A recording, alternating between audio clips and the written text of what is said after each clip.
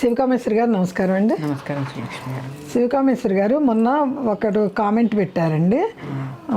ఇంత అసలు మనం ఏమీ చేయకపోయినా కూడా అన్యాయంగా మన మీదకి యుద్ధానికి వచ్చారు కదండి. ఇంత యుద్ధం జరుగుతుంది, మంచి వాళ్ళు ఎంతోమంది పోతున్నారు, అమ్మవారు ఉన్నారు కదా అన్నారు కదా, మరి అమ్మవారు ఏం చేస్తున్నారండి, చూస్తూ ఊరుకుంటున్నారా అని ఒకళ్ళు కామెంట్ పెట్టారు.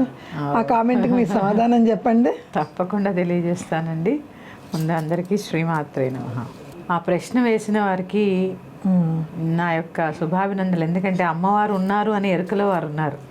అవునండి, అవునవును, అమ్మవారు ఉన్నారు అనే ఎరుకలో వారు ఉన్నారు. ఇక యుద్ధానికి వస్తే ప్రస్తుతం అయితే యుద్ధం ఆగిపోయింది అనుకోండి, అది కూడా అమ్మవారి కృపే. నిజమేనండి. ఇంకా ఎక్కువ నష్టపోకుండా ఆగిపోయింది అంటే ఆవిడ యొక్క కృపే.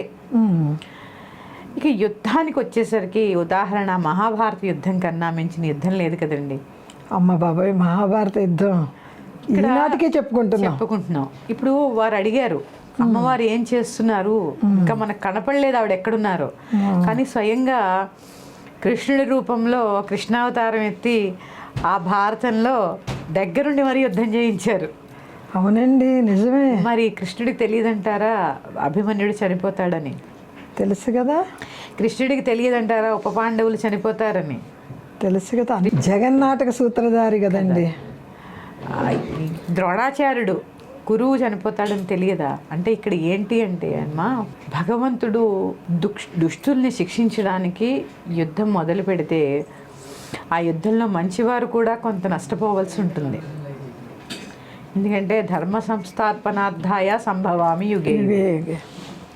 ధర్మం స్థాపించబడాలి అంటే కొంత నష్టం మంచి వాళ్ళకు కూడా జరిగితేనే పూర్తి ధర్మం స్థాపించబడుతుంది.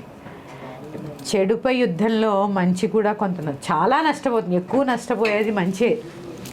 ఎలా అండి అలా అయితే? మరి తప్పదమ్మా, తప్పదు. ఈ యుద్ధం అంటేనే అది కదా.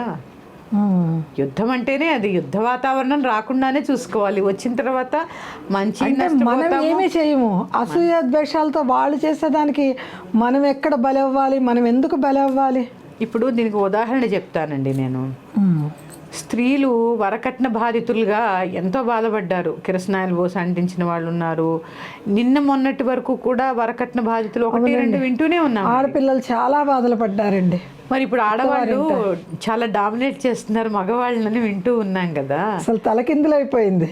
ఎందుకు అయిపోయిందంటారు? వాళ్ళు ఎంత బాధ అనుభవించి ఉంటారు స్త్రీలు.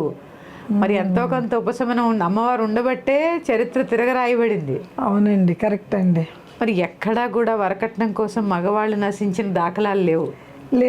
మహా అయితే ఏదో చీర కొనలేదనో, నగలు కొనలేదనో, నాతో మాట్లాడలేదనో ఇలా చిలిపి యుద్ధాలు ఉంటాయి తప్ప స్త్రీలవి ఎక్కడా కూడా ప్రాణం తీసే యుద్ధాలు ఉండవు. అవునండి. ఎంత బాధపడి ఉంటుందండి స్త్రీ.